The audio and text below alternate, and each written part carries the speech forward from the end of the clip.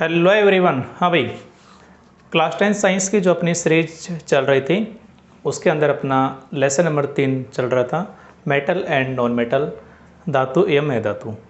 इसकी 5 क्लासेज अपनी already complete हो चुकी है। ये है अपनी क्लास नंबर 6। क्लास 5 तक हमने 3 टॉपिक कवर कर लिए थे। टॉपिक नंबर 1 धातु, नंबर 2 अधातु, नंबर 3 उपधातु। अब ये अपना टॉपिक 4 होगा। टॉपिक नंबर 4 होगा जो होगा धातु और अधातु की अभिक्रिया, कि धातु और अधातु कैसे अभिक्रिया करते हैं। तो आइए यहाँ पे अपन पहले टॉपिक लिख लेते हैं।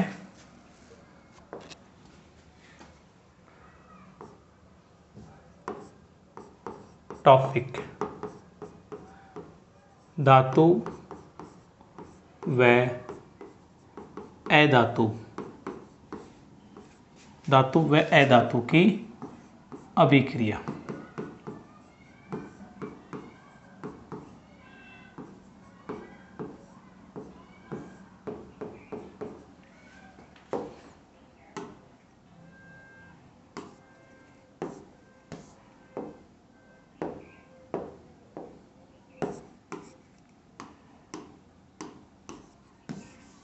हाँ भाई, धातु व अधातु की अभिक्रिया। देखिए, धातु और अधातु के बीच में कैसे अभिक्रिया होती है, कैसे रिएक्शन होती है, इसको अपन डिस्कस करते हैं। एक हेडिंग है जिसका नाम है आयनिक यौगिक। ये टॉपिक अपन पढ़ेंगे। इसी टॉपिक के अंदर ये हेडिंग पढ़ेंगे आयनिक यौगिक। इसके अंदर ये चीज़ कवर हो जाएगी कि इनके बीच कैसे अभिक्रिया होती है। लेकिन इस आयनिक यौगिक को पढ़ने से पहले कुछ बेसिक चीज़ें हैं वो अपन डिस्कस करेंगे। 2-3 बेसिक बातें हैं वो डिस्कस करेंगे। उसके बाद में अपन पहुंचेंगे आयनिक यौगिक की तरफ। इसका मतलब धातु और अधातु की अभिक्रिया के बारे में पढ़ेंगे फिर। ठीक है, तो सबसे पहले जो अपन कुछ बेसिक चीज़ है वो पढ़ेंगे। सबसे पहले जो हेडिंग है अपनी बेसिक वो है परमाणु की कक्षाएं, या जिन्हें हम बोलते हैं कोष भी बोलते हैं, या जिन्हें हम ऊर्जा स्तर भी बोलते हैं, एनर्जी लेवल। ठीक है, इस टॉपिक पर पहुंचने से पहले हेडिंग अपन ये डिस्कस करेंगे। पहली बेसिक चीज अपनी होगी परमाणु की कक्षाएं, कोष या ऊर्जा स्तर। ठीक है, देखो क्या होता है, सुनेगा। आप लोग क्लास 9th में पढ़ के आए हो एटम के बारे में। परमाणु की स्ट्रक्चर आपने देखी थी, तो देखिए भाई,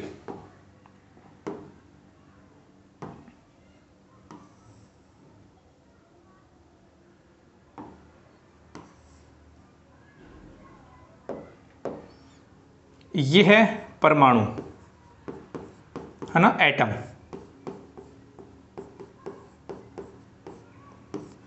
इसके बीचों बीच ये है नाभिक। इसके बीच में क्या है भाई, नाभिक है। और नाभिक के चारों ओर जो ये वर्ताकार है ये है जिन्हें हम बोलते हैं कक्षाएं या कोष, या इन्हें बोलते हैं ऊर्जा स्तर। नाभिक के अंदर होते हैं प्रोटॉन और न्यूट्रॉन, और ये जो कक्षाएं होती है इनके अंदर होता है इलेक्ट्रॉन। तो पहले बेसिक चीज परमाणु की कक्षाएं, कोष या ऊर्जा स्तर। तो सबसे पहले तो हमने क्या बनाया, परमाणु बनाया। इसके बीचों बीच नाभिक होता है जिसमें प्रोटॉन और न्यूट्रॉन प्रेजेंट होते हैं। नाभिक की चारों ओर कक्षाएं होती है जिन्हें कोष या ऊर्जा स्तर भी कहते हैं, जिनमें इलेक्ट्रॉन होते हैं। अब बात करते हैं कक्षाओं के बारे में। सुनिएगा भाई, आगे देखो, कक्षाएं जिन्हें हम बोलते हैं कोष या ऊर्जा स्तर, ये कौन कौन से होते हैं? तो 4 आपको याद रखने भाई, K, L, M, N। या यदि हम इनको संख्या के रूप में लिखे तो 1, 2, 3, 4, यानी K बोलो चाहे 1 नंबर बोलो, बात एक ही है। L बोलो चाहे 2 बोलो, M बोलो चाहे 3 बोलो, N बोलो चाहे 4 बोलो। K, L, M, N या 1, 2, 3, 4। ठीक है, अभी जो कक्षाएं होती है ना, इनके अंदर भी होती है उप कक्षाएं। इनके अंदर क्या होती है, उप कक्षाएं, ये नहीं बोलते हैं उपकोष। ये भी 4 होते हैं। कौन कौन से? S P D F. 4 कक्षा KLMN या 1 2 3 4, 4 ही उप कक्षा SPDF। आपने अभी देखा था भाई, जस्ट पिछले स्लाइड में देखो, पिछली स्लाइड में आपने क्या देखा था, जो कक्षाएं होती हैं इनमें इलेक्ट्रॉन होते हैं, ठीक है। तो जो कक्षा होती है इनके अंदर होती है उप कक्षा और फिर इनके अंदर इलेक्ट्रॉन होते हैं। तो S के अंदर होते हैं 2 इलेक्ट्रॉन, P के अंदर होते हैं 6 इलेक्ट्रॉन, D में होते हैं 10 इलेक्ट्रॉन और F में होते हैं 14 इलेक्ट्रॉन। ठीक है भाई, पहले आपने क्या बनाया दोबारा देखिएगा। ये पूरा एक आपने क्या बना लिया, एटम, बीच में नाभिक, प्रोटॉन न्यूट्रॉन प्रेजेंट होते हैं। नाभिक के चारों ओर कक्षाएं होती हैं जिनमें इलेक्ट्रॉन होते हैं। कक्षा कौन कौन सी है, KLMN या 1 2 3 4। अब सीधी कक्षा में इलेक्ट्रॉन नहीं होते हैं, पहले कक्षा में उप कक्षा होती है SPDF। अब S में 2 इलेक्ट्रॉन, P में 6 इलेक्ट्रॉन, D में 10 इलेक्ट्रॉन, F में 14 इलेक्ट्रॉन। ठीक है, तो मोटा मोटी में यदि एक परमाणु का स्ट्रक्चर बनाऊँ आपको तो कैसा बनेगा देखना भाई।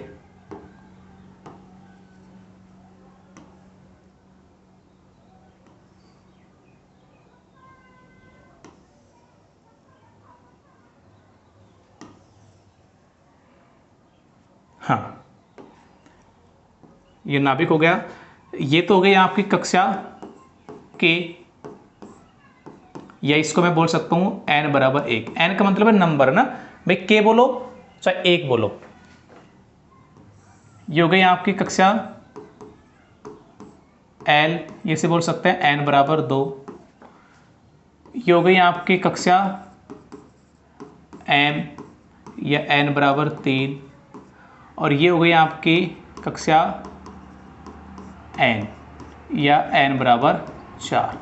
क्लियर है भाई, कक्षा KLMN या n बराबर 1 2 3 4। तो पूरा एक एटम परमाणु होता है, बीच में नाभिक होता है, चारों कक्षाएं होती है, कक्षाओं में उप कक्षा होती है और उप कक्षाओं में इलेक्ट्रॉन होता है। ठीक है, अब ये सारी जो मैंने चीज़ें लिखी है ना, इनका मैं एक फॉर्मेट बता रहा हूँ, वो आपका क्लियर होना चाहिए। वो चीज़ क्या है सुनिएगा। यहाँ पे लिख रहा हूँ मैं कक्षाएं,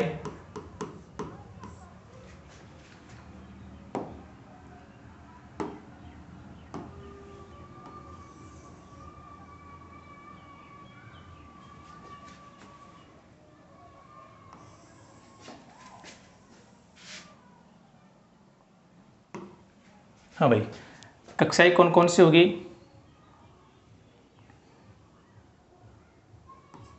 एक मिनट।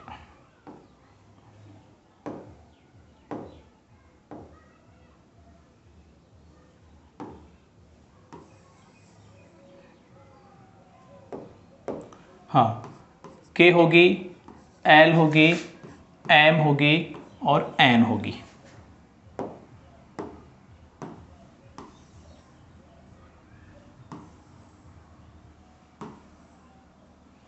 ठीक है भाई,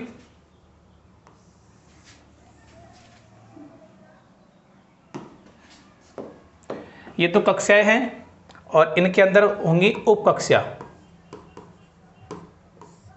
और फिर होगी कक्षाओं में इलेक्ट्रॉनों की संख्या। कक्षाओं में इलेक्ट्रॉन की संख्या।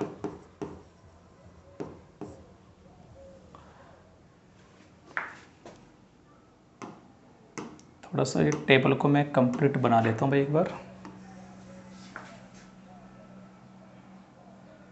हाँ देखो, कक्षाएं हैं आपकी KLMN, कक्षाओं में होते हैं उप कक्षा। तो K में एक ही उप कक्षा होती है S, L में 2 होती है S और P, M में 3 होती है S P और D और N में 4 होती है S P D F। Clear. अब देखो S में 2 इलेक्ट्रॉन होते हैं तो K कक्षा में 2 ही इलेक्ट्रॉन होंगे, होंगे नहीं होंगे। L में 2 उप कक्षा S और P, तो S में तो 2 इलेक्ट्रॉन और P में 6 इलेक्ट्रॉन, इसमें 2 इलेक्ट्रॉन और इसमें 6 इलेक्ट्रॉन, तो 2 और 6 कितने हो जाएंगे, 8 हो जाएंगे। S में 2 P में 6, तो 6 2 8। S में 2 P में 2 सॉरी 6, तो 8 तो ये हो गए और D में 10, तो 8 और 10 18 इलेक्ट्रॉन इसमें हो जाएंगे। S में 2 P में 6 D में 10, तो 18 हो गए और F में 14, तो 18 और 14 कितने हो जाएंगे, 32 इलेक्ट्रॉन हो जाएंगे। ये चीज़ क्लियर? दोबारा ध्यान से समझिएगा बातों को, मैं क्या क्या बोल रहा हूँ। सबसे पहले हेडिंग आपने क्या डिस्कस की है, परमाणु की कक्षाएं, कोष या ऊर्जा स्तर। आपने एक परमाणु एटम बना दिया, इसके बीचों बीच नाभिक होता है जिसमें प्रोटॉन न्यूट्रॉन होते हैं, नाभिक के चारों ओर कक्षाएं, कोष या ऊर्जा स्तर होता है जिनमें इलेक्ट्रॉन होते हैं। ठीक है, कक्षाएं कौन कौन सी होती है, KLMN या जिन्हें बोलते हैं 1 2 3 4। और कक्षाओं में क्या होते हैं भाई, इलेक्ट्रॉन होते हैं। लेकिन सीधा कक्षा में नहीं होता है, पहले कक्षा में उप कक्षा या उपकोष होता है। कौन कौन से होते हैं, 4 होते हैं, SPDF। अब इनमें इलेक्ट्रॉन होंगे, तो S में 2 होते हैं, P में 6, D में 10, F में 14। ठीक है, तो एक मैंने पूरा आइटम बना दिया, ये नाभिक, ये कक्षा KLMN। अब देखो कंप्लीट है कक्षा KLMN। कक्षा में उपकक्षा होती है, K में 1 उपकक्षा S, L में 2 SP, M में 3 SPD और N में 4 SPDF। तो कक्षा में इलेक्ट्रॉन संख्या कितनी होगी भाई, S में 2 इलेक्ट्रॉन होते हैं तो K में 2 आ जाएंगे, L में 2 होते हैं S और P, तो S में 2, P में 6, तो 6 और 2 8, यानी L कक्षा में 8 इलेक्ट्रॉन, S में 2, P में 6, तो 6 और 2 8, D में 10, तो 8 और 10 18, यानी M में 18 इलेक्ट्रॉन, वैसे ही N में 32 इलेक्ट्रॉन। इसके अलावा देखो ये इलेक्ट्रॉन संख्या निकालने का एक सूत्र और होता है 2n square. 2n square, n का मतलब है कक्षा का नंबर, n का मतलब क्या है भाई, कक्षा का नंबर। जैसे k है तो हम इसको 1 कह सकते हैं, मैंने भी बताया था, l को 2, m को 3, n को 4। तो n का मतलब है कक्षा का नंबर। तो देखो 2k के लिए 1, 1 का स्क्वायर 1, 1 को 2 से गुणा करेंगे 2 इलेक्ट्रॉन। यहाँ पे देखो n का मतलब कितना है 2, तो 2 का स्क्वायर, 2 का स्क्वायर 4, 4 दूनी 8। यहाँ पे n का मतलब 3 है, तो 2 और 3 का स्क्वायर, 3 का स्क्वायर 9, 9 को 2 से गुणा करेंगे 18। यहाँ पे n का मतलब 4, 4 का स्क्वायर 16 और 16 दूना 32। तो इस सूत्र से भी हम इलेक्ट्रॉनों की संख्या निकाल सकते हैं 2n स्क्वायर से। n का मतलब यहाँ पे 1 रखेंगे 2 आ जाएगा, यहाँ पे 2 8 आ जाएगा, 3 रखेंगे 18 आ जाएगा, 4 रखेंगे 32 आ जाएगा। इतनी सी कैलकुलेशन सभी को आती है भाई। 4 का स्क्वायर करेंगे 16, 16 को 2 से गुणा करेंगे 32, 3 का स्क्वायर करेंगे 9, 9 को 2 से गुणा करेंगे 18, 2 का स्क्वायर 4, 4 को 2 से गुणा 8, 1 का स्क्वायर 1, 1 को 2 से गुणा करेंगे 2। इस प्रकार भी निकाल सकते हैं। ये जो सूत्र लिखा है ना 2n स्क्वायर, ये बहुत इंपॉर्टेंट है भाई, ये एग्जाम में पूछा जाता है। तो ये नीचे में लिख देता हूं ये बात। किसी कक्षा में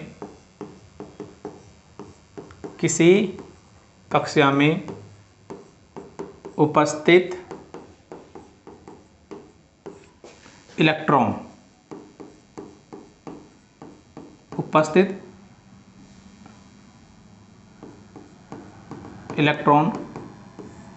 की अधिकतम संख्या, कि K में अधिकतम कितने आ सकते हैं 2, L में 8, M में 18, N में 32, उसकी बात कर रहे हैं। किसी कक्षा में उपस्थित इलेक्ट्रॉनों की अधिकतम संख्या निकालने का सूत्र, अधिकतम संख्या निकालने का सूत्र, ये एग्जाम में पूछा जाता है भाई, ध्यान रखिएगा। 2n स्क्वायर, यहाँ पे इसको देखो कोष्टक ना लगाओ तो ऐसे भी लिख सकते हैं, कोई दिक्कत वाली बात नहीं है। 2n स्क्वायर, n बराबर क्या है, कक्षा का नंबर, कक्षा का नंबर लिख सकते हैं, या लिख सकते हैं कक्षा में उपस्थित उपकोषों की संख्या। K में 1 उपकोष है 1 ही आ रहा है, L में 2 है 2 आ रहा है, M में 3 आ रहा है 3, N में 4 आ रहा है तो 4। तो n का मतलब कक्षा का नंबर, या हम कह सकते हैं कक्षा में उपस्थित उपकोषों की संख्या। ये कह सकते हैं कक्षा में उपस्थित उपकोषों की संख्या, उपकोषों की संख्या। क्लियर है भाई? तो धातु अधातु में कैसे अभिक्रिया होगी, इसको समझने से पहले, इसको पढ़ने से पहले हमें पहले जो हेडिंग है हमारी वो क्या है, परमाणु की कक्षाएं या कोष या ऊर्जा स्तर। पहले अपन को ये डिस्कस करना है, परमाणु की कक्षाएं, कोष या ऊर्जा स्तर। आई थिंक समझ में आ गया होगा। और इस हेडिंग में आपको बस ये चीज़ पता होनी चाहिए, ये वाले एक तो सूत्र पता होना चाहिए, और ये पता होना चाहिए K में अधिकतम कितने आ सकते हैं 2 इलेक्ट्रॉन, L में 8 आ सकते हैं, M में 18 आ सकते हैं, N में 32 आ सकते हैं। और चीज़ें आपको याद हो ना हो कोई दिक्कत नहीं है, सूत्र याद होना चाहिए 2n²। किसी भी कक्षा में उपस्थित इलेक्ट्रॉन की अधिकतम संख्या का सूत्र क्या है? 2n²। n का मतलब लिखवा दिया है और ये संख्या याद होनी चाहिए भाई, 2, 8, 18, 32। क्लियर है? आगे देखो, अब अपन डिस्कस करेंगे इलेक्ट्रॉनिक विन्यास। विभिन्न कक्षाओं में या विभिन्न तत्वों का इलेक्ट्रॉनिक विन्यास, विभिन्न तत्वों का इलेक्ट्रॉनिक विन्यास, विभिन्न तत्वों का इलेक्ट्रॉनिक विन्यास। समझना भाई चीजों को, बिल्कुल आसान है। इलेक्ट्रॉनिक विन्यास का मतलब होता है इलेक्ट्रॉन भरने का क्रम। और इलेक्ट्रॉन किस में भरे जाते हैं? कक्षाओं में भरे जाते हैं। कक्षा कौन सी है? KLMN। हालांकि सीधे कक्षा में नहीं होते हैं, कक्षा में उप कक्षा होती है। K में एक ही होती है S, L में 2 होती है S और P, M में 3 होती है SPD, N में 4 होती है SPDF। तो हम यूं भी तो कह सकते हैं ना कि कक्षा में इलेक्ट्रॉन होते हैं। तो K में कितने भरे थे आपने अभी? 2, इसमें 8, इसमें 18 और इसमें 32। अभी आपने देखा था, ठीक है। तो इलेक्ट्रॉनिक विन्यास का मतलब क्या होता है? इलेक्ट्रॉन भरने का क्रम। और इलेक्ट्रॉन किस में भरेंगे? कक्षा में भरेंगे। K में 2, L में 8, M में 18, N में 32। लेकिन यहाँ पे है कुछ है जो सीक्वेंस हमारा है 2, 8, 18, 32। लेकिन ध्यान रखिएगा आपको इलेक्ट्रॉन भरना है 2, 8, 8 इस सीक्वेंस में, बस इतना याद रख लो। क्योंकि आपने 9th क्लास में पढ़ के आए हैं बोर-बरी का नियम, बोर-बरी स्कीम, उसके अंदर ये सारी चीजें बता रखी है भाई, है ना। तो इलेक्ट्रॉनिक विन्यास का मतलब क्या है? इलेक्ट्रॉन भरने का क्रम। और आपको बस इतना ध्यान रखना है, इलेक्ट्रॉन आपको इस क्रम में भरना है। K में 2, L में 8, M में 8। वैसे K में अधिकतम 2 आ सकते हैं, L में 8 आ सकते हैं, M में 18 आ सकते हैं, लेकिन M में 8 ही भरेंगे, ये ध्यान रखना। K में अधिकतम 2 आ सकते हैं, 2 ही भरेंगे। L में अधिकतम 8 आ सकते हैं, 8 ही भरेंगे। M में अधिकतम 18 आ सकते हैं, लेकिन भरेंगे 8 ही। इसलिए इलेक्ट्रॉनिक विन्यास शब्द आते ही आपके दिमाग में ये चीजें आ जानी चाहिए। KLM में 2, 8, 8। K में 2 भरेंगे, L में 8 भरेंगे, M में 8 भरेंगे। क्या भरेंगे? इलेक्ट्रॉन भरेंगे। अब इलेक्ट्रॉन का पता कैसे लगाएंगे? तो सुनो, जैसे मैंने यहाँ पे लिखा सोडियम, आपको सिर्फ 20 तक ना, वैसे 30 तक परमाणु क्रमांक याद होना चाहिए, बेटर रहेगा। सोडियम, तो मुझे बताओ जो सोडियम जो Na होता है, इसका परमाणु क्रमांक कितना होता है? 11 होता है। कितना होता है? 11। तो जो परमाणु क्रमांक होता है ना, जितना परमाणु क्रमांक होता है उतने ही इलेक्ट्रॉन होते हैं, ये ध्यान रखिएगा। सोडियम यानी जो Na है, इसका परमाणु क्रमांक 11 है, यानी इसमें 11 ही प्रोटॉन है और 11 ही इलेक्ट्रॉन है। तो जितना परमाणु क्रमांक होता है उतने ही प्रोटॉन होते हैं, उतने ही इलेक्ट्रॉन होते हैं उदासीन अवस्था में। क्या बोला है मैंने? उदासीन। तो दोबारा समझ लो इस चीज़ को, उदासीन क्या है। देखो समझना भाई, इसको मिटाता हूँ एक बार मैं और ढंग से सुनो। मैंने लिखा सोडियम Na। क्या आपको सोडियम के ऊपर कहीं पर प्लस या माइनस नज़र आ रहा है? क्या नहीं आ रहा है? तो जब किसी भी तत्व पर, किसी भी यौगिक पर प्लस या माइनस नहीं हो, प्लस या माइनस नहीं हो, तो उसे बोला जाता है उदासीन स्थिति। उसे क्या बोला जाता है? उदासीन स्थिति। तो यहाँ पे सोडियम पर ना तो प्लस है ना माइनस है, यानी ये कैसी कंडीशन में? उदासीन। क्यों है? सुनो, उदासीन कंडीशन में क्या होता है? जितना परमाणु क्रमांक होता है उतने ही प्रोटॉन होते हैं, उतने ही इलेक्ट्रॉन होते हैं। तो सोडियम का जो परमाणु क्रमांक होता है, यानी ये कितने नंबर पर आता है? ये आता है 11 नंबर पर। तो इसमें जो प्रोटॉन होंगे वो भी कितने होंगे? 11 ही होंगे। और इसमें इलेक्ट्रॉन होंगे वो भी 11 ही होंगे। उदासीन स्थिति की बात कर रहा हूँ मैं। सोडियम उदासीन है। देखो कोई भी तत्व उदासीन हो या ना हो, परमाणु क्रमांक तो उसका सेम रहेगा। तो सोडियम का परमाणु क्रमांक 11 है। अब ये उदासीन कंडीशन में है, ऐसी कंडीशन में प्रोटॉन भी 11 रहेंगे, इलेक्ट्रॉन भी 11 रहेंगे। प्रोटॉन पर प्लस का निशान होता है, इलेक्ट्रॉन पर माइनस का होता है। तो देखो 11 प्लस से 11 माइनस कट जाएगा, इसीलिए उदासीन स्थिति में कोई चिन्ह नहीं होता है। उदासीन का मतलब है जितने प्रोटॉन उतने ही इलेक्ट्रॉन, और प्रोटॉन इलेक्ट्रॉन कितने होंगे, परमाणु क्रमांक के बराबर होंगे। तो ये बात समझ में आ गई। तो जब भी कोई तत्व उदासीन स्थिति में होता है मतलब उस पर कोई प्लस या माइनस नहीं होता है, और उसका जो परमाणु क्रमांक होगा उतने ही प्रोटॉन होंगे, उतने ही इलेक्ट्रॉन होंगे। अब माना कि मैंने इसको लिख दिया Na+ लिख दिया, मतलब इसका क्या है कि सोडियम 11 नंबर पर आता है, तो वैसे इसमें 11 प्रोटॉन होने चाहिए और 11 इलेक्ट्रॉन होने चाहिए, लेकिन इस पर एक प्लस का आ रहा है। इसका मतलब इसने क्या किया कि एक इलेक्ट्रॉन किसी को दे दिया। तो भाई 11 तो प्रोटॉन है, लेकिन एक इलेक्ट्रॉन किसी को दिया, तब इस पर 10 इलेक्ट्रॉन हो गए। तो 10 इलेक्ट्रॉन माइनस होता है, तो 10 माइनस से 10 प्लस कट जाएगा, लेकिन अभी भी एक प्लस बचेगा, वो यहाँ पर आ रहा है। तो बात समझ में आ गई। तो Na+ का मतलब है कि इस पर एक प्लस का ज़्यादा आ गया। एक प्लस का ज़्यादा आ गया मतलब ये नहीं है कि वो एक इलेक्ट्रॉन कम हो गया, इसलिए वो एक प्लस बढ़ गया। ठीक है, प्लस माइनस लिए दिए नहीं जाते हैं, लेने देने का काम तो इलेक्ट्रॉन का होता है, ध्यान रखना। भाई प्लस ज़्यादा हो रहा है या माइनस ज़्यादा हो रहा है, ये डिपेंड करेगा इलेक्ट्रॉन पर। यदि इलेक्ट्रॉन दे रहा है तो प्लस मतलब बढ़ रहा है ऑलरेडी, और इलेक्ट्रॉन ले रहा है तो प्लस कम हो रहा है, यानी इलेक्ट्रॉन बढ़ रहा है। तो Na+ था, यानी इस पर 11 तो प्रोटॉन होते हैं, सामान्य कंडीशन में 11 इलेक्ट्रॉन होते हैं, लेकिन एक प्लस का आ रहा है, इसका मतलब इसमें एक प्रोटॉन ज़्यादा है। एक प्रोटॉन ज़्यादा कब है, यानी एक इलेक्ट्रॉन कम हो गया, है ना। ध्यान रखना, लेने देने का काम केवल इलेक्ट्रॉन का होगा, बाहर निकलेगा अंदर आएगा, केवल इलेक्ट्रॉन आएगा जाएगा।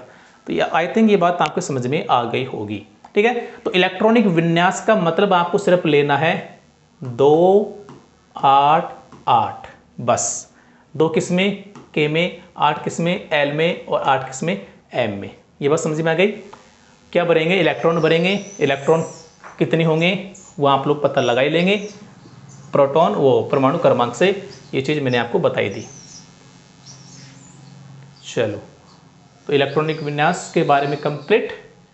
अब देखो विभिन्न तत्वों में इलेक्ट्रॉनिक विन्यास। तो यहाँ पे मैं टेबल बना रहा हूँ भाई, है ना। और देखो इस टेबल से इलेक्ट्रॉनिक विन्यास तो आपका क्लियर होगा ही, साथ में धातु के एग्जाम्पल, अधातु के एग्जाम्पल, उपधातु के एग्जाम्पल, और जो अक्रिय गैसें होती है इनके एग्जाम्पल भी आपके क्लियर हो जाएंगे। क्लियर भाई। हाँ, तो मैं लिखता हूं यहाँ पे तत्वों के प्रकार,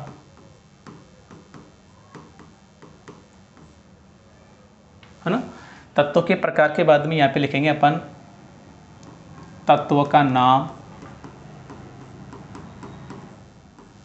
फिर यहाँ पर लिखेंगे परमाणु संख्या या परमाणु क्रमांक, परमाणु क्रमांक, फिर लिखेंगे अपन विभिन्न कक्षाओं में इलेक्ट्रॉन संख्या, विभिन्न कक्षाओं में इलेक्ट्रॉन, या क्या कह सकते हैं, इलेक्ट्रॉनिक विन्यास। बात एक है ना भाई, विभिन्न कक्षाओं में इलेक्ट्रॉन या इलेक्ट्रॉनिक विन्यास। अभी समझाया था इलेक्ट्रॉनिक विन्यास का मतलब इलेक्ट्रॉन का क्रम, और इलेक्ट्रॉन किस में होते हैं, कक्षाओं में होते हैं।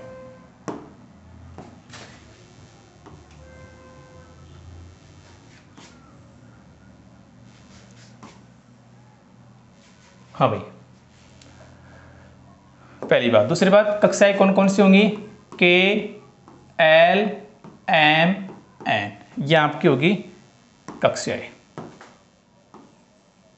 इनको भी सेपरेट कर लेते हैं। हाँ भाई,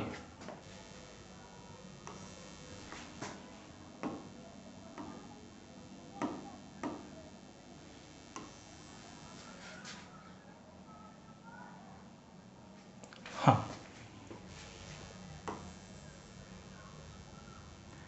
हाँ जी। तत्वों के प्रकार, देखिए तत्व या तो धातु होगा, या अधातु होगा, या उपधातु होगा, या अक्रिय गैस होगा। तो यहाँ पर मैं लिख देता हूँ धातु। देखो टेबल चलो यहीं पर इसको वो कर लेते हैं अपन ना, ऐसे छोटी कर लेते हैं भाई।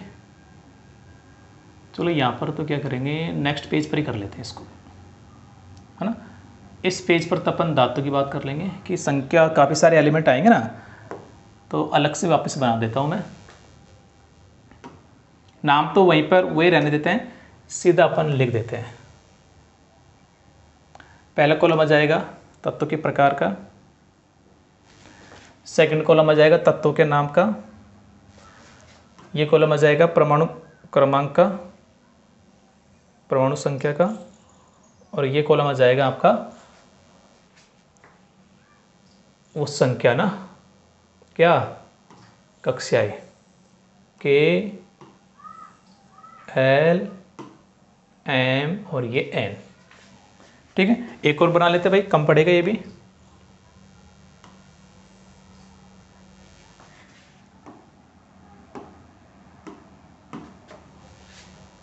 ये तत्वों का प्रकार आ जाएगा आपका, ये तत्वों का नाम आ जाएगा, ये परमाणु क्रमांक आ जाएगा, और ये कक्षा आ जाएंगी यहाँ पे के एल एम और उसमें एन। हाँ भाई चलो देखो, पहले धातु की बात कर लेते हैं और फिर यहाँ पर बात करेंगे अपन अधातु की, फिर बात करेंगे अपन उपधातु, और बात करेंगे अपन उत्कृष्ट गैस या अक्रिय गैस।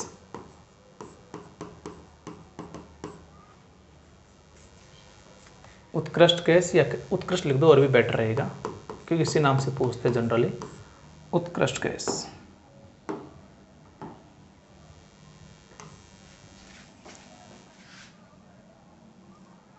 हाँ जी, देखिए तो पहली बात तो ये टेबल क्लियर है आपका।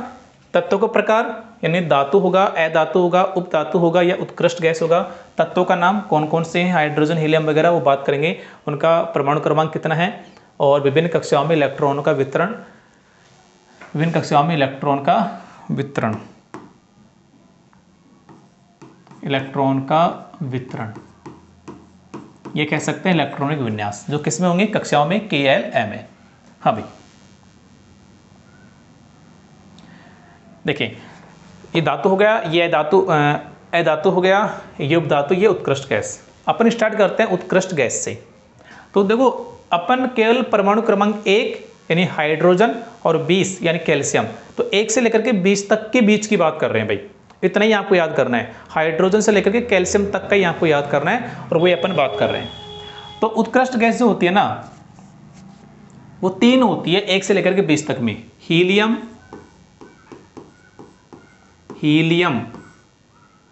नियोन और आर्गन। अपन नीचे से स्टार्ट कर रहे हैं भाई ना, उत्कृष्ट गैस 1 से लेकर के 20 तक जो परमाणु क्रमांक होते हैं उनमें 3 ही उत्कृष्ट गैस होती है, हीलियम, नियोन, आर्गन। ठीक है, ये वाला पॉइंट क्या था परमाणु क्रमांक का, तो हीलियम आता है 2 पर, नियोन आता है 10 पर, आर्गन आता है 18 पर। हीलियम 2 पर, नियोन 10 पर, आर्गन 18 पर। क्लियर है भाई। चलो पीछे आते हैं। अधातु 1 से लेकर के 20 तक में 3 अक्रिय गैस से यानी उत्कृष्ट गैस हो गई। 2 अधातु होते हैं, 1 मिनट, 2 उपधातु होते हैं, सॉरी, कौन कौन से, एक तो बोरॉन और एक सिलिकॉन। वैसे टोटल जो उपधातु होती है वो 7 होती है। पिछली वीडियो में बताया था मैंने आपको, boron, silicon, germanium, antimony, arsenic, polonium, है ना, वो 7 होती है। लेकिन 1 से लेकर के 20 तक में 2 ही होती है, बोरॉन और सिलिकॉन। तो बोरॉन सिलिकॉन का होता है 14 नंबर पर, और बोरॉन आता है 5 नंबर पर। बोरॉन 5 नंबर पर, सिलिकॉन 14 नंबर पर। ठीक है, ये परमाणु क्रमांक की बात करें ना। अब देखो 1 से लेकर के 20 तक में 3 तो आपकी हो गई क्या, उत्कृष्ट गैस। 2 हो गई आपकी क्या, उपधातु। कितने बचे 20 में से, 15। 15 में से 7 होती है धातु। 7 क्या होते हैं, धातु। और वो सभी धातु है जो 15 बच रहे हैं जिनमें, जिनके नाम के पीछे यम शब्द आ रहा है। जिसके भी नाम के पीछे यम शब्द आ रहा है शेष 15 में से वो सब धातु है। तो बोलते जाओ, है ना। यहाँ पे धातु अधातु में लिखते जाएंगे। जैसे हाइड्रोजन यम नहीं है तो ये हो जाएगा अधातु, तो यहाँ पे लिख दो हाइड्रोजन। हाइड्रोजन के बाद में हीलियम, तो हीलियम तो आपकी उत्कृष्ट गैस में आ ही गया, है ना। हीलियम, नियोन, नियोन भी आ गया उसमें, सॉरी लिथियम, लिथियम आएगा धातु में। हाइड्रोजन, हीलियम, लिथियम, फिर बेरिलियम, बोरॉन आ चुका है पहले, है ना, उपधातु में बोरॉन। कार्बन, उसमें यम नहीं है तो यहाँ पे आ जाएगा कार्बन। बाद में नाइट्रोजन, यम नहीं है, यहाँ पे आ जाएगा नाइट्रोजन। के बाद में ऑक्सीजन, यम नहीं है, यहाँ पे आ जाएगा। फ्लोरीन भी यहाँ पे आ जाएगा। नियोन आ चुके भाई, है ना, उत्कृष्ट गैस में। सोडियम यम आ रहा है तो यहाँ पे आ जाएगा। मैग्नीशियम यम आ रहा है, यहीं पर आ जाएगा। मैग्नीशियम के बाद में एल्यूमिनियम यम आ रहा है, यहीं पर आ जाएगा एल्यूमिनियम। सिलिकॉन, सिलिकॉन आ चुका है। बोरॉन, सिलिकॉन, जर्मेनियम किसके अंदर, उपधातु के अंदर, वो है ना सिलिकॉन। फास्फोरस यम नहीं आ रहा है तो यहाँ पर आ जाएगा। सल्फर यम नहीं आ रहा है, यहाँ पर आ जाएगा। क्लोरीन यम नहीं आ रहा है, यहाँ पर आ जाएगा। आर्गन आ चुका है। पोटेशियम यम आ रहा है, यहाँ पर आ जाएगा। और पोटेशियम के बाद में कैल्शियम यम आ रहा है तो यहाँ पर आ जाएगा।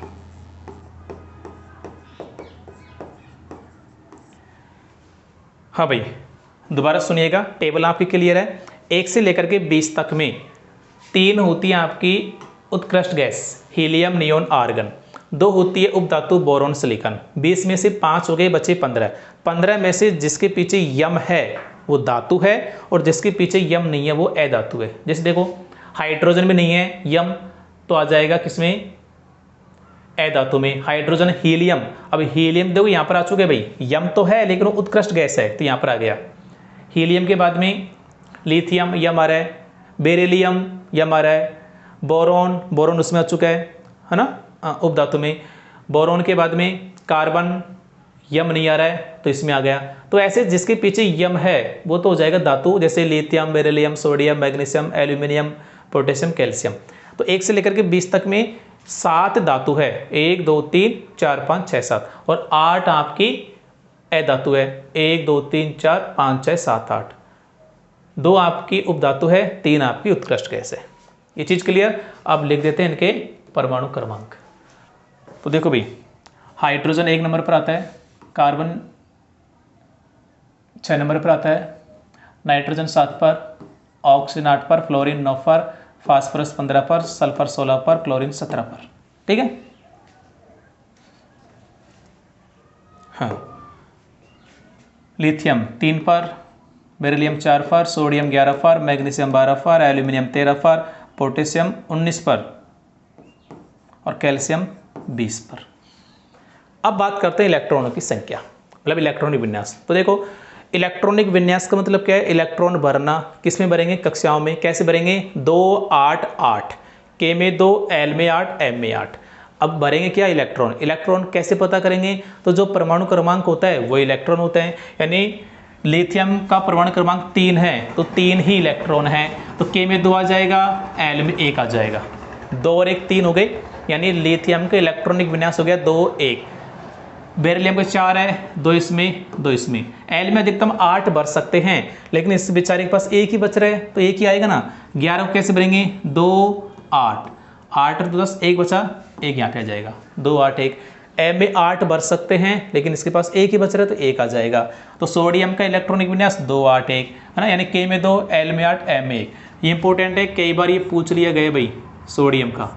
ठीक है। मैग्नीशियम 12 है, कैसे भरेंगे, 2 8 2। 13 को कैसे भरेंगे, 2 8 3। 19 को कैसे भरेंगे, 2 8 8। अब देखो 8 और 2 10 और 18 हो गए, 19 है तो 1 आ जाएगा एन में। ठीक है। 20 को 2 8 8, 18 हो गए, 2 बच रहे हैं, 2 आ जाएगा इसमें। आई थिंक समझ में आ गया। आगे देखो, हाइड्रोजन कैसे भरेंगे, हाइड्रोजन तो एक ही है तो एक ही आ जाएगा, के में एक। 6 को कैसे भरेंगे, 2 4, 4 2 6 हो गए। 7 को कैसे भरेंगे, 2 5, 8 को 2 6, 9 को 2 7, 7 और 2 9, 15 को 2 8, 8 तो 10, बचे कितने 5, 5 आ जाएंगे। अधिकतम 8 आ सकते हैं। एम ये के का है, ये एल का, ये एम का, ये एन का है। 16 को कैसे भरेंगे, 2 8 6। 17 को कैसे भरेंगे, 2 8 7।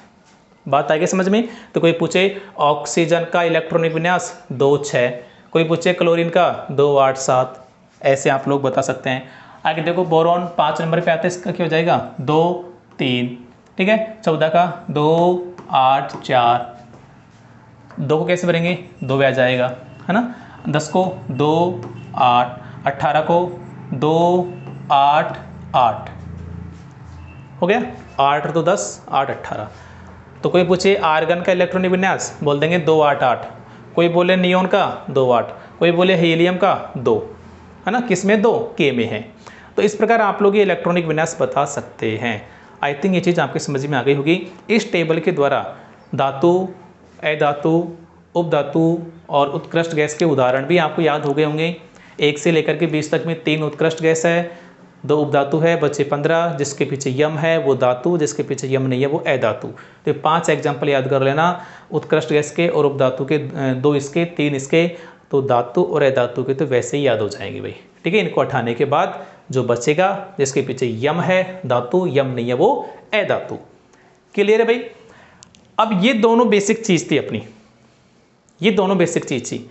यहां से क्या चीज है, यहां से आपको सिर्फ एक ही चीज सीखनी है, वो क्या है, इलेक्ट्रॉनिक विन्यास 2 8 8। यदि ये दोनों चीजें भी आप लोग कुछ भी नहीं पढ़ना चाहते हो ना भाई, पहले आपने क्या पढ़ा था, परमाणु की कक्षाएं, कोश या ऊर्जा स्तर, है ना। इसके अंदर आपको सूत्र पता होना चाहिए 2n²। और सेकंड जो आपने पढ़ा था वो ये पढ़ा है विभिन्न तत्वों का इलेक्ट्रॉनिक विन्यास। इन दोनों हेडिंग में सिर्फ आपको एक चीज पूरी तरह पता होनी चाहिए, 2 8 8। बस मैं आपसे ये जानना चाहता हूं, ये चीज आपने सीखी कि नहीं सीखी, 2 8 8। बस ये सीक्वेंस याद है। इसी से आगे अपन अब पढ़ेंगे धातु और अधातु में कैसे अभिक्रिया होती है। इसको अपन जो पढ़ेंगे उसके लिए अपना जो हेडिंग होगा वो होगा आयनिक यौगिक। क्या होगा भाई, आयनिक यौगिक। आयनिक यौगिक, ये आयनिक यौगिक के अंदर ही वो डिस्कस करेंगे कि धातु अधातु कैसे अभिक्रिया करते हैं। ठीक है भाई, 1 मिनट रुकिएगा भाई।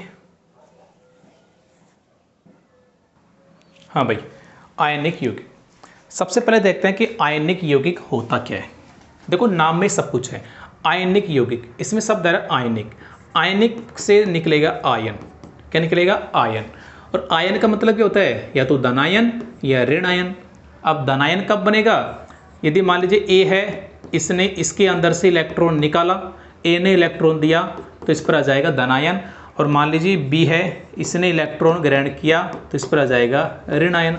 तो जो तत्व इलेक्ट्रॉन देता है उस पर धनायन आता है, और जो तत्व इलेक्ट्रॉन ग्रहण करता है उस पर ऋण आयन आता है। और आप लोग जानते हो इलेक्ट्रॉन देने का काम कौन करता है, धातु। तो धातु पर कैसा निशान होगा, प्लस का। और इलेक्ट्रॉन कौन ग्रहण करता है, अधातु। तो अधातु कैसे होगी, ऋण आयन होगी। तो सिंपल सी बात है कि धातु द्वारा त्यागे गए इलेक्ट्रॉन जब अधातु ग्रहण करेगा तो जो यौगिक बनेंगे वो कैसे होंगे, आयनिक यौगिक। क्योंकि धातु इलेक्ट्रॉन देगा तो इस पर प्लस आ जाएगा, अधातु इलेक्ट्रॉन ग्रहण कर लेगा तो इस पर माइनस आ जाएगा। तो एक ऐसे यौगिक का निर्माण होगा जिसमें प्लस भी होगा माइनस भी होगा, कुल मिला के आयन होंगे। और उन यौगिक को क्या बोला जाएगा, आयनिक यौगिक बोला जाएगा। ठीक है, तो परिभाषा क्या बनेगी इसकी, धातु व अधातु में, धातु व अधातु में इलेक्ट्रॉन के स्थानांतरण से, इलेक्ट्रॉन के स्थानांतरण से, धातु व अधातु में इलेक्ट्रॉन के स्थानांतरण से बने यौगिक आयनिक यौगिक या एक और नाम होता है इनका वैद्युत संयोजक यौगिक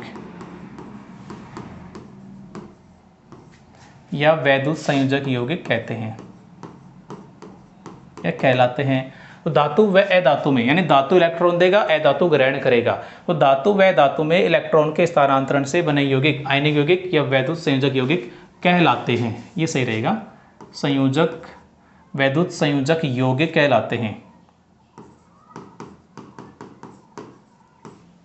यौगिक कहलाते हैं। क्लियर है भाई? चलो अब देखते हैं कि इनका निर्माण कैसे होता है, यानी आयनिक यौगिक का निर्माण। आयनिक यौगिकों का निर्माण। हाँ भाई देखो, पहला एग्जांपल है, अपन एग्जांपल डिस्कस करते हैं। पहला एग्जांपल है NaCl का निर्माण। NaCl का निर्माण, चलो इसको नेक्स्ट स्लाइड पर देखता हूं ना, अच्छे समझ में आएगा। एग्जाम्पल नंबर 1 है NaCl, यानी नाम क्या इसका, सोडियम क्लोराइड। सोडियम क्लोराइड का निर्माण।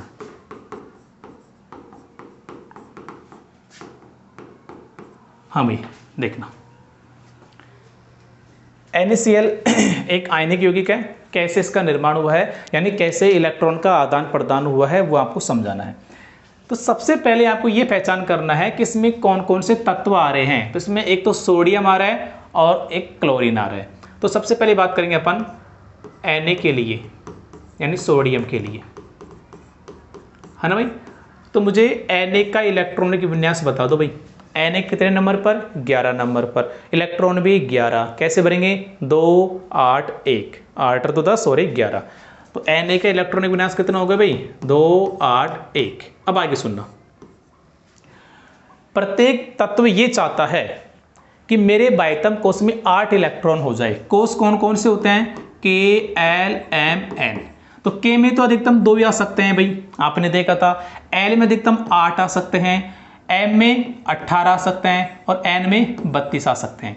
तो K में तो अपन 2 ही भरते हैं, L में 8 ही भरते हैं और M में भी 8 ही भरते हैं। तो प्रत्येक तत्व ये चाहता है K को छोड़कर, क्योंकि K में तो बेचारे में अधिकतम 2 ही आएंगे, 8 आ ही नहीं सकते। तो K को छोड़कर के प्रत्येक तत्व ये चाहता है कि मेरे बाह्यतम कोश में कितने इलेक्ट्रॉन हो जाए? 8 हो जाए। अब इसकी 3 कंडीशन है 8 होने की। यदि बाह्यतम कोश में 4 से कम इलेक्ट्रॉन है तो दे देगा किसी को, 4 से ज़्यादा है तो 8 बनाने के लिए ले लेगा। जैसे मान लीजिए बाह्यतम कोश में 3 है तो 3 किसी को दे देगा। बाह्यतम कोश में 5 है तो ये लेगा 8 बनाने के लिए 3 लेगा, और यदि 4 है तो ले भी सकता है, दे भी सकता है। ये कंडीशन ध्यान रखना, ठीक है। अब देखो 2 8 1, बाह्यतम कोश में देखो K में तो 2 आ गए, L में 8 आ गए और M में 1 आ गया। बाह्यतम कोश में 1 है ना, 4 से कम है तो ये 1 इलेक्ट्रॉन किसी को दे देगा। तो ये Na है, इसने 1 इलेक्ट्रॉन निकाल दिया। अब 1 इलेक्ट्रॉन निकालेगा तो प्रोटॉन तो 11 ही हैं, इलेक्ट्रॉन भी 11 थे, 1 दे दिया तो 10 इलेक्ट्रॉन 11 प्रोटॉन। 10 माइनस से 10 प्लस तो कट जाएगा, अभी भी 1 प्लस का बचेगा तो 1 प्लस का आ जाएगा। या यूँ समझो जितने इलेक्ट्रॉन निकाले जाते हैं उतना प्लस का आ जाता है। 1 इलेक्ट्रॉन निकाला तो 1 प्लस का आ गया। क्यों? दोबारा समझना भाई, इसके पास 11 प्रोटॉन होते हैं उदासीन कंडीशन में और 11 इलेक्ट्रॉन होते हैं, लेकिन इसने 1 इलेक्ट्रॉन निकाल दिया, तब इलेक्ट्रॉन हो गए 10। तो 11 तो प्लस के, 10 माइनस के, तो 11 प्लस से 10 माइनस तो कट जाएगा, अभी भी 1 प्लस का बचेगा ना, तो 1 प्लस का यहाँ पर आ गया। अब Na प्लस का इलेक्ट्रॉनिक विन्यास हो जाएगा 2 और 8, क्योंकि ये 1 इलेक्ट्रॉन इसने निकाल दिया है। तो Na का इलेक्ट्रॉनिक विन्यास 2 8 1 और Na प्लस का 2 8, बन गया सोडियम धनायन। क्या बन गया भाई? सोडियम धनायन। कि ये बात समझ में आ गई आपके? चलो सेकंड क्या है? सेकंड एलिमेंट कौन सा? क्लोरीन। तो क्लोरीन के लिए बात करते हैं अपन अब। तो क्लोरीन का इलेक्ट्रॉनिक विन्यास होता है 2 8 7। क्यों होता है? 17 नंबर पर आता है, या 17 ही इलेक्ट्रॉन होंगे, 2 8 7 भरेंगे। बाह्यतम कोष में कितने इलेक्ट्रॉन है 7, क्या चाहेगा कि 8 हो जाए, 4 से अधिक है तो ये 1 इलेक्ट्रॉन ग्रहण कर लेगा। जैसे ही Cl 1 इलेक्ट्रॉन ग्रहण करेगा इस पर माइनस का आएगा, क्योंकि इलेक्ट्रॉन ग्रहण करने पर माइनस का आता है, Cl माइनस हो गया। अब इसका इलेक्ट्रॉनिक विन्यास हो जाएगा 2 8 8, क्योंकि पहले बाह्यतम कोष में 7 थे, एक और ले लिया तो 8 हो जाएगा, बाह्यतम कोष में आएगा इलेक्ट्रॉन तो। अब इसका 2 8 8 हो गया, यानी ये बन गया आपका क्लोरीन ऋणायन, क्लोरीन ऋणायन। ये बात समझ में आ गई। अब देखो Na के पास 1 इलेक्ट्रॉन एक्स्ट्रा है देने के लिए और Cl के पास 1 कम है, तो Na देगा Cl लेगा।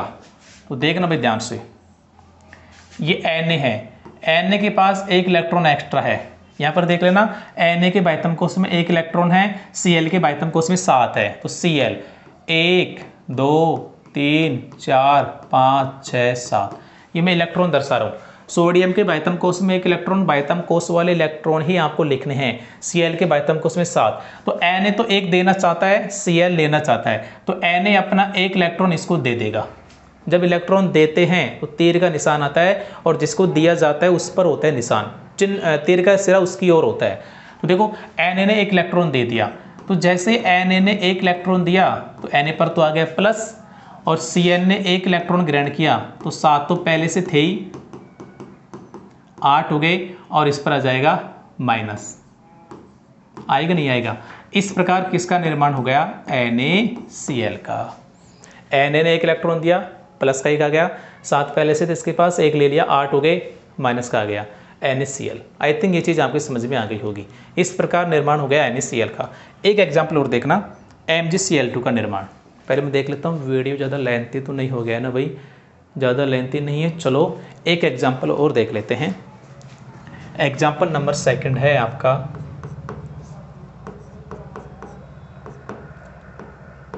Example number 2, magnesium chloride MgCl2 का निर्माण। सबसे पहले पहचान करो इसमें कौन कौन से एलिमेंट है, Mg है और Cl है। कितने हैं ये मत देखो, कौन कौन से हैं, Mg 1 है, Cl 2 है, 2 है 3 है उससे मतलब नहीं है, लेकिन है Cl, तो Mg है और Cl है। तो पहली बात करेंगे Mg के लिए, पहली बात करेंगे Mg के लिए, तो Mg ये आ गया। Mg का इलेक्ट्रॉनिक विन्यास 2 8 2, क्योंकि Mg आता है 12 नंबर पर, तो 12 नंबर का मतलब है इसमें इलेक्ट्रॉन 12 होंगे। कैसे भरेंगे, 2 8 2 भरेंगे, ठीक है। अब देखो बाह्यतम कोष ये चाहता है कि मेरे में 8 हो जाए, इसमें 2 ही है, 4 से कम है, दे देगा।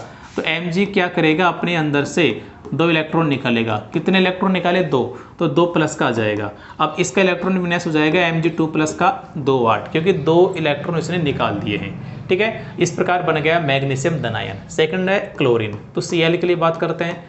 Cl का कैसा होगा, तो Cl का इलेक्ट्रॉनिक विन्यास होगा 2 8 7, क्योंकि ये 17 नंबर पर आता है, 17 ही इलेक्ट्रॉन होंगे, भरेंगे 2 8 7। बाह्यतम कोष में 1 इलेक्ट्रॉन कम है तो 1 इलेक्ट्रॉन ले लेगा, बन जाएगा Cl माइनस, 1 इलेक्ट्रॉन लिया, 1 ही माइनस का आएगा, इसका इलेक्ट्रॉन विन्यास 2 8 8 हो जाएगा।